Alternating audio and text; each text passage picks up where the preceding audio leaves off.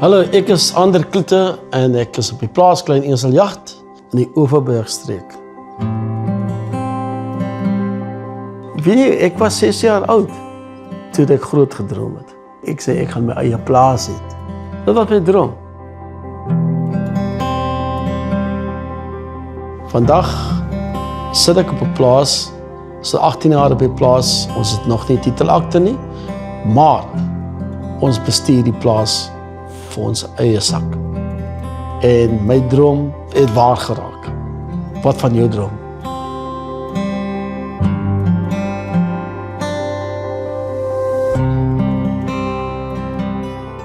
Kom kuier saam by die Overbergbewoners. Dinsdae-aande 9:30 op Kyknet. Kry BrightRock, lewensdekking wat verander, soos jou lewe verander.